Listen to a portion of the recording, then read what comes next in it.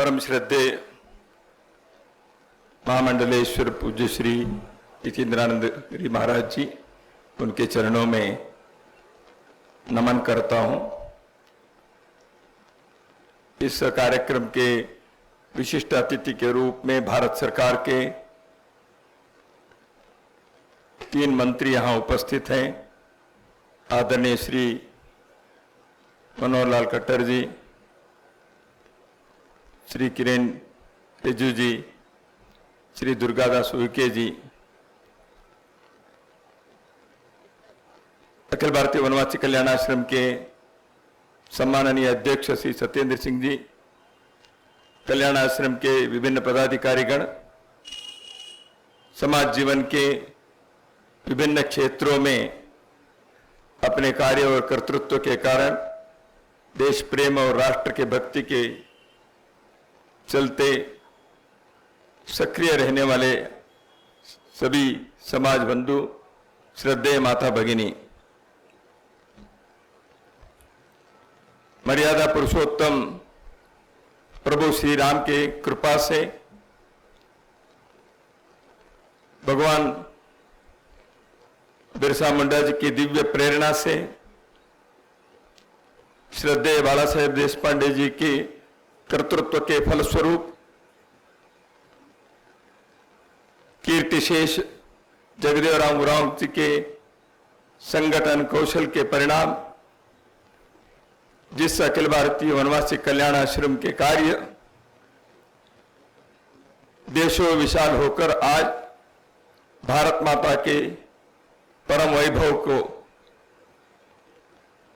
समाज के प्रत्येक कोने में पहुंचाने के इस कार्य में जनजाति क्षेत्र का चयन करते हुए एक अद्भुत सराहनीय उदाहरण योग्य कार्य कल्याण आश्रम की ओर से संपन्न हुआ है और आगे भी चलने वाला है। इसी कार्य के एक महत्वपूर्ण अंग के नाते देश की राजधानी में जनजाति क्षेत्र के जीवन से संबंधित हर आयाम के बारे में अनुसंधान करने का विचार करते हुए जो केंद्र भगवान बिरसा मुंडा भवन के इस परिसर में चलने वाला है, उसके लोकार्पण के इस कार्यक्रम में हम सभी एकत्रित हैं। पिछले 2 घंटे से कार्यक्रम चल ही रहा है। कार्यक्रम इतना अच्छा है, सुंदर है और सभी इसका आनंद ले रहे हैं। इस प्रकार के उत्तम अविस्मरणीय कार्यक्रम को चलना है तो कुछ नजर भी लगने चाहिए। इसलिए शायद भगवान ने मुझे ही चयन किया ताकि मैं थोड़े से देरी से आऊं, तो नहीं तो सब ठीक ही ठाक हो गया। ऐसे बाद में समीक्षा में आएगा, एक तो रहेगा थोड़ा सा सरकार वह देरी से आए, ऐसे एक तो नजर लगा। भगवान ने मुझे उसके लिए चयन किया, क्योंकि कार्यक्रम सुंदर हुआ तो नजर थोड़ा सा लगता है, जैसे सुंदर बच्चों के चेहरे के ऊपर एक थोड़ा सा न लगता है, ऐसे ये कार्य संपन्न हो रहा है। अभी तक हमने कार्य के प्रत्येक पहलू, प्रत्येक आयाम के बारे में पूर्व वक्ताओं के द्वारा और पूज्य स्वामी जी के कंठश्री से हमने सुना ही है। वनवासी कल्याण आश्रम के कार्य भारत को एक समर्थ, समृद्धशाली, स्वाभिमानी भारत के नाते निर्माण करने का जो एक महाअभियान चला है हिंदुस्तान में, उसी से प्रेरणा लेकर वर्षों पूर्व संघ के ही एक स्वयंसेवक पूजनीय गुरु जी जो सरसंघ चालक जी थे, उनके मार्गदर्शन से, प्रेरणा से माननीय बाला साहेब देशपांडे जी ने यह कार्य प्रारंभ किया। आज इतने वर्षों के पश्चात हम कह सकते हैं वनवासी कल्याण आश्रम के अथक परिश्रम और योगदान के चलते हजारों लाखों जनजाति क्षेत्र के बच्चे, युवक युवतियां, स्त्री पुरुष जीवन में हम भी कुछ कर सकते हैं, अपने जीवन भी विकास के पथ पर चल सकता है। न केवल हम अपने जीवन को उत्तम बना सकते हैं, लेकिन देश के लिए हजारों वर्षों से जिस प्रकार हमारे पूर्वजों ने भी योगदान दिया है, उस प्रकार के योगदान करके भारत को आगे बढ़ाने में हम अपने कर्तव्य भी निभा सकते हैं। इस आत्मविश्वास को उन्होंने उत्पन्न किया है। यह बहुत बड़ा कार्य है।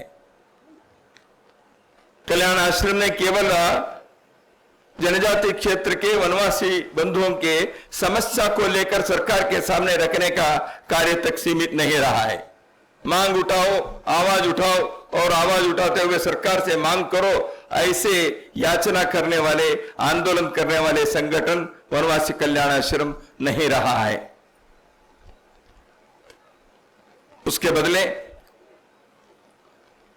जनजाति क्षेत्र के प्रत्येक व्यक्ति के अंदर जो क्षमता है, प्रतिभा है, कर्तृत्व है, इसको जागृत करना, वह भी एक आत्मविश्वास के समुदाय के नाते भारत के उत्थान में अपने भी एक श्रेष्ठ योगदान हो सकता है और करने में हम सामर्थ्यवान हैं। इस प्रकार उनको आगे बढ़ाने का कार्य किया है। इस कार्य में भारत के समाज के अन्य समुदायों को भी जोड़ने का कार्य बहुत महत्वपूर्ण है। भारत के समाज, जैसे पहले भी इस मंच से कहा गया, अरण्यवासी, ग्रामवासी, नगरवासियों का यह समाज है। भौगोलिक क्षेत्र के कारण भिन्न भिन्न स्थानों पर हम रहे होंगे। जीवन के विकास यात्रा में ग्राम, नगर और अरण्य की रचना हुई होगी, लेकिन भारत के जब भी हम संस्कृति और सभ्यता के इतिहास के अध्ययन करेंगे, इन सारे भौगोलिक क्षेत्र में रहने वाले हमारे पूर्वजों ने, प्रत्येक समुदाय ने इसके लिए अपने योगदान दिया है। उसके बिना भारत के संस्कृति और सभ्यता की कहानी अधूरी बनती है। आप जीवन के किसी भी क्षेत्र में देखो, विद्वान, कृषक, उद्योग, संस्कृति साहित्य की सेवा साधना करने वाले लोग या ऋषि तुल्य विभूति, ये सारे अरण्य से, ग्राम से, नगर के क्षेत्र से आए हैं। हमारे वन क्षेत्र में भी राज्य का निर्माण हुआ। जनजाति क्षेत्र के, वनवासी क्षेत्र के राजा भी रहे हैं, राज परिवार रहे हैं। वनवासी क्षेत्र के बंधु विद्वान विभूति बनकर ऋषि तुल्य साधना करने वाले लोग रहे हैं। विज्ञान के, कृषि के, उद्योग के, भारत के जो सभ्यता की यात्रा में हम देखते हैं, उस सब में उन सब के नाम दर्ज है। तो इसलिए यह किरण रिजिजू जी ने जैसे कहा, मुख्य धारा, ये सब मिलकर ही मुख्य धारा है। धाराएं अलग अलग दिखती होंगी, लेकिन ये सब मिलकर ही गंगा जी है, सब मिलकर ही भारत की एक महाप्रवाह है। इसी बात को, इस सत्य को जन जन तक पहुंचाना चाहिए। इस सत्य के आधार पर जीवन के और राष्ट्र के पुनर्निर्माण करने में हमें आगे बढ़ना चाहिए। यही कल्याण आश्रम का परम लक्ष्य रहा है। इसलिए उन्होंने कहा, तू और मैं एक रक्त, हम एक रक्त के हैं, भारत मां की संतान हैं, इस भूमि के पुत्र पुत्रियां हैं, इसलिए हमारे अंदर के कोई भेद नहीं है। तो इसलिए इस अस्मिता को, इस पहचान को बनाए रखना, यह कल्याण आश्रम ने एक कार्य को एक अपने कंधों पर लिया। वनवासी क्षेत्र के लोगों के अस्तित्व के प्रश्न, विकास के नाम से या अन्य अन्य प्रकार से कई प्रकार की चुनौतियों के कारण धर्मांतरण हो, बाकी हो, इस कारण से जनजाति क्षेत्र के लोगों के अस्तित्व के सामने एक चुनौती खड़ी हो गई, प्रश्न खड़ा हो गया। इस अस्तित्व के इस प्रश्न को सही उत्तर देते हुए उनके रक्षा करना, यह भी एक कार्य था, अस्मिता और अस्तित्व के काम। उसके साथ साथ जनजाति क्षेत्र के लोगों को राष्ट्र के अन्य समुदायों के जैसे विकास के पथ पर ले जाने का, विकास का कार्य भी करना है। मित्रों, विकास के बारे में जब सोचते हैं, विकास और पर्यावरण के बीच में एक टकराहट है। पर्यावरण की रक्षा करो तो विकास के जो इंजन है उसकी गति कम होती है। विकास के इंजन की गति बढ़ाओ, सर्वदूर करने के लिए प्रयत्न करो, तब पर्यावरण का नाश होता है, वन का नाश होता है, वहां रहने वाले जनजाति क्षेत्र के लोगों के संस्कृति, जीवन, अस्तित्व, अस्मिता सब नष्ट हो जाते हैं। इसलिए इसका साइज कैसे संतुलन करना, इसलिए विकास का अर्थ क्या है? नगरीय लोगों के संपदा को बढ़ाने के लिए विकास करने की आवश्यकता नहीं है, लेकिन देश की संपदा को बढ़ाना चाहिए तो कुछ करना पड़ता है। इसलिए विकास के मॉडल क्या हो, हमारे जनजातीय क्षेत्र के लोग भी बचे। यदि विकास के कारण उनको कुछ त्याग करना पड़ा, उनका पुनर्वास सही दृष्टि से हो, पूर्ण रूप से हो, समग्रता से हो, इसकी गारंटी भी होनी चाहिए। तो इसलिए विकास के लिए त्याग करना जनजातीय क्षेत्र के लोग विरोध नहीं करेंगे, लेकिन विकास के नाम पर उनको आप उस प्रदेश से उजड़ देते हो और उनके पुनर्वास नहीं होता है, तब समस्या होती है। इसलिए पुनर्वास की गारंटी हो। वनवासी क्षेत्र के वहां के एक लोकतंत्र की पद्धति रही है जो भारत के मूल रूप से है, ग्राम सभा के बाकी के, वो सब कायम हो। तो जनजातीय क्षेत्र के जीवन के जो शैली है वो भारत के ही संस्कृति सभ्यता के एक श्रेष्ठ उदाहरण है। भारत की ज्ञान परंपरा के बारे में आज शिक्षा क्षेत्र में बखूबी चर्चा हो रही है। भारतीय ज्ञान परंपरा के जो है वो उसमें हमारे वन क्षेत्र के समुदायों के एक बहुत बड़ा काम रहा है। केवल मैं दो उदाहरण संक्षेप में देता हूं। झारखंड के क्षेत्र में वहां के बिरजिया लोगों ने जिस प्रकार के फौलाद को, स्टील को उत्पन्न करने की वहां की जो पद्धतियां हजारों वर्षों से उन्होंने जारी रखी, उस पद्धति से उत्पन्न किए, उत्पाद किए स्टील, वह एक श्रेष्ठ दर्जे का था, लेकिन क्रूड मेथड से उन्होंने किया, इतना ही है। बहुत साल पहले टिस्को के एक टेक्निकल डायरेक्टर जो थे, बैनर्जी शायद, उन्होंने अंतरराष्ट्रीय स्तर पर सम्मेलन में इस बात को उन्होंने रखा, मैं जिस क्षेत्र से आता हूं झारखंड के, वहां के जनजातीय क्षेत्र के लोग एक सामान्य पद्धति से जो फौलाद को, स्टील को उत्पादन करते हैं, वह टेक्नोलॉजिकली हमें सोचने वाला बहुत बड़ा काम है। मैं जिस प्रांत से आता हूं, मैं कर्नाटक से, मैसूर के पास के जनजातीय क्षेत्र में, वहां कुछ मेडिकल के विद्यार्थी, चिकित्सा क्षेत्र के विद्यार्थी गए वर्षों पूर्व, वहां देखे वहां के लोगों ने, जनजातीय क्षेत्र के लोगों ने जिस प्रकार वहां के गर्भवती महिला के डिलीवरी के क्षेत्र में जिस चीज को उन्होंने ध्यान में रखा, वह मेडिकल क्षेत्र के विद्यार्थियों के लिए एक बहुत ही अचंभा विषय था। उन्होंने उसमें बहुत सीखा, बाद में उसके ऊपर रिसर्च की। कहने का तात्पर्य यह है, भारतीय ज्ञान परंपरा के हर आयाम में जनजातीय क्षेत्र के योगदान हजारों वर्षों से रहा है। तो इसलिए इस अनुसंधान केंद्र में केवल समस्याओं का आकलन करके सरकार के सामने मांग पत्र रखने के लिए यह अनुसंधान केंद्र नहीं है, इसे मैं मानता हूं। जनजातीय क्षेत्र के एक वैभव के अतीत जो रहा है, उनके समस्याएं जो हैं, उनके सामने चुनौतियां जो हैं, वो जिस प्रकार से समाज के लिए योगदान करने के लिए उनको सक्षम, सामर्थ्यवान बनाने की आवश्यकता है, इन सारे विषयों के बारे में शोध कार्य होना चाहिए। वनवासी क्षेत्र के सामने जो चुनौतियां हैं, जैसे अभी कहा, भारत से बाहर जन्मे मतपंथ के लोगों ने जनजातीय क्षेत्र में अवैध रूप से या अन्य प्रकार से प्रवेश करते हुए वहां धर्मांतरण के कार्य किया, वहां के लड़कियों से शादी करके जमीन कब्जा करने की उन्होंने षड्यंत्र रचा, कई प्रकार से हुए हैं। तो इसलिए यह भी एक चुनौती है।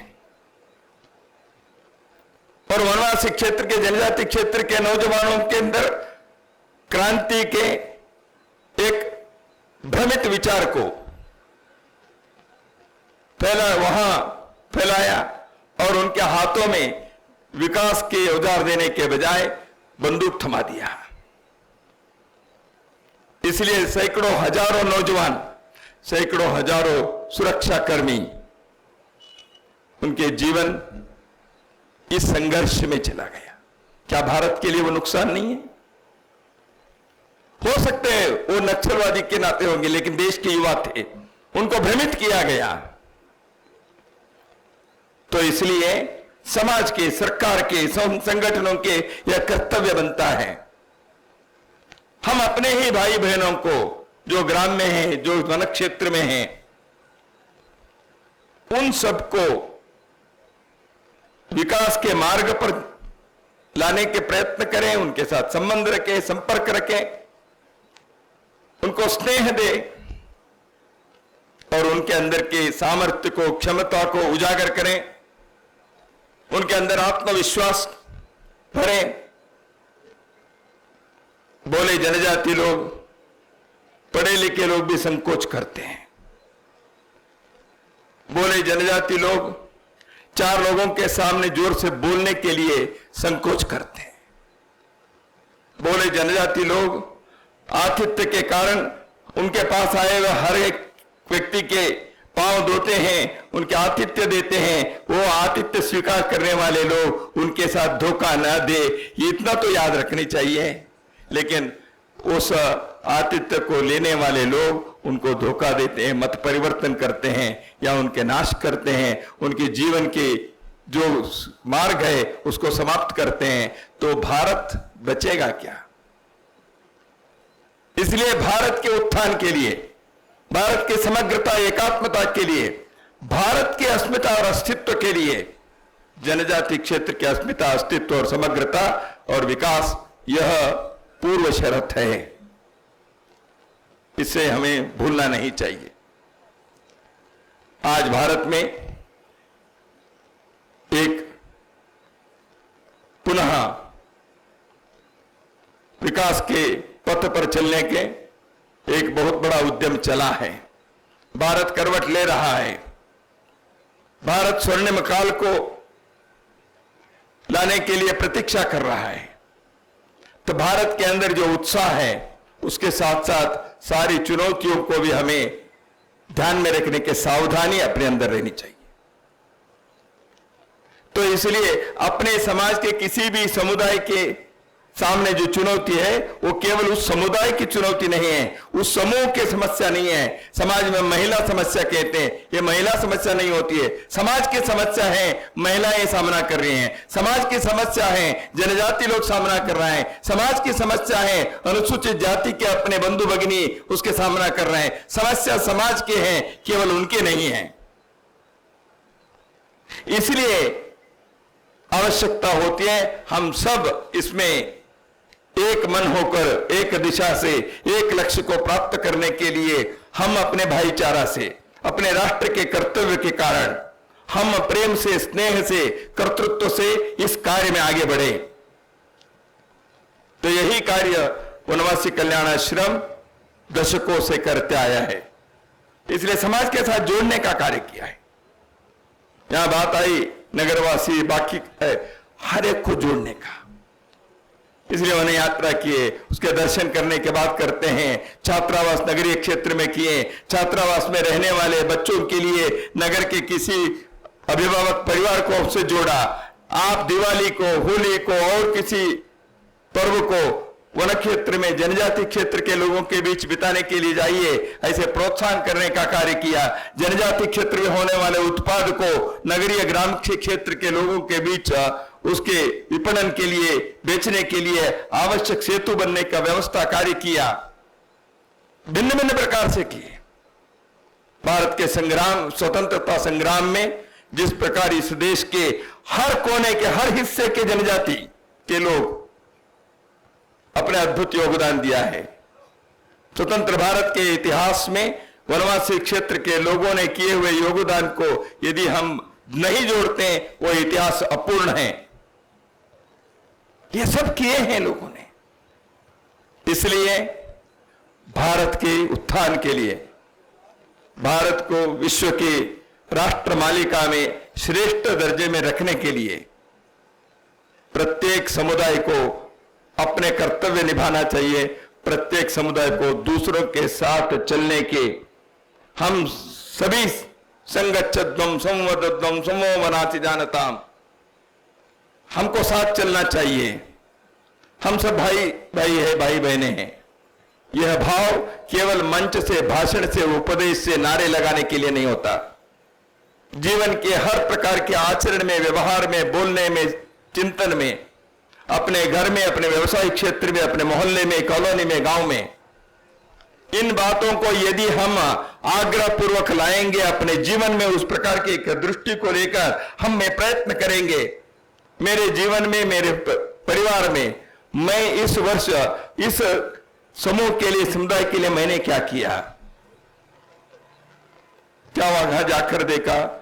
किसी 4 लोगों के जैसे अभी किरण रिजिजू जी ने व्यक्त किया, वहां के किसी विद्यार्थी की शिक्षा के लिए, वहां के स्वास्थ्य के लिए, वहां के रोजगार उत्पाद के लिए, वहां के उत्पाद को मार्केट में बेचने की दृष्टि से सहायता करने के लिए, किसी प्रकार से हम प्रत्येक वर्ष अपनी समीक्षा करें। समाज के साथ जोड़ने का एक काम बनता है।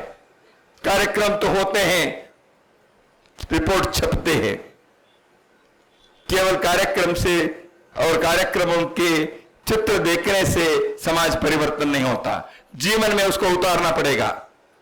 लाखों करोड़ों लोगों को अपने जीवन में इस प्रकार के हम जब करेंगे, दुनिया के कौन सी ताकत भारत को दबा सकती है।